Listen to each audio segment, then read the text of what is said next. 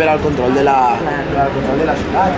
I encara que nosaltres ara us ho veig tot un poc més descontextualitzat, la guerra no va servir ni per a matre. La gent ja sabia, n'hi ha eleccions en febrer del 36, la guerra comença en estiu del 36, en febrer del 36 n'hi ha eleccions i guanya una aliança d'esquerres, guanya una aliança d'esquerres i sobretot guanya perquè la CNT vota.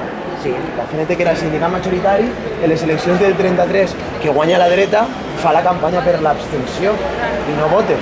Però en el 36 la CNT no fa campanya a favor de l'abstenció. El Frente Popular habituia en el programa, una de les reivindicacions era amnistia.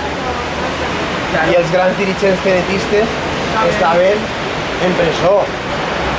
Aleshores, així a València, els sindicats que tenien més poder eren normalment ferroviaris, correus. Se mata a Calvo Sotelo en Madrid, que era un diputat de dretes, se mata a Calvo Sotelo i aleshores els companys van a casa de Calvo Sotelo, se l'enduen dient que tenen que interrogar-lo i apareix mort. I bueno, ja quan la situació ja apareix que va on va, en les grans ciutats els sindicats van a l'Ajuntament i li diuen als alcaldes i al governador civil: dona'mos armes.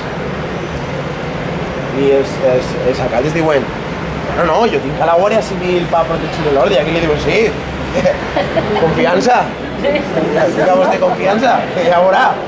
Aleshores, 2 setmanes abans de la Guerra Civil, els sindicats ja patrullaven els carrers.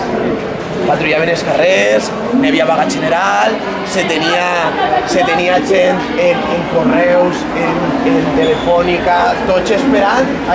I aleshores, efectivament, aplega un missatge, s'han perdut les comunicacions en Ceuta i Melilla i Franco no està en Canàries. I aleshores, així dona la coincidència, igual que en Barcelona sí venia molt de jaleo i en Madrid molt de jaleo, així no hi ha jaleo perquè els sindicats tenien armes i conforme s'assabenten estan en tots els puestos. I el primer que fan és agafar al representant de la CEDA així en València, que li deien Lluís Lúcia, que del Partit Regionalista Valencià, toquen a sa casa els de la FAI, la Federació Anarquista Ibèrica, i li diuen: bueno, ¿usted qué va a hacer? Aquí está, claro, y aquí me vuelve a caer, no, yo con la República, digo, bueno, pues a la pase, y se'n va a la ràdio, i per la ràdio diu als seus afiliats i als seus partidaris que nada, que el partit que recolzen la República i l'ordre constitucional, i bueno, i aleshores d'ahí se'n van, cremen l'edifici de Falange, cremen els diaris de dretes, se fa algun passeig al Saler,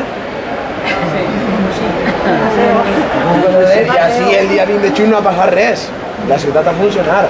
Després ja sabeu tot el que va passar. Quan Franco intenta conquerir Madrid, el govern de la República ve a València i el sindicat perd un poc de poder, perquè quan venen així les forces i el Partit Comunista ja crea l'exèrcit popular, però bueno, que sapigueu que el primer que se va prendre quan s'assabenten d'això és Estació del Nord. El primer que se fa és alçar una barricada ahí, el centre neuràlgic. És alçar una barricada ahí i se tallen els trens.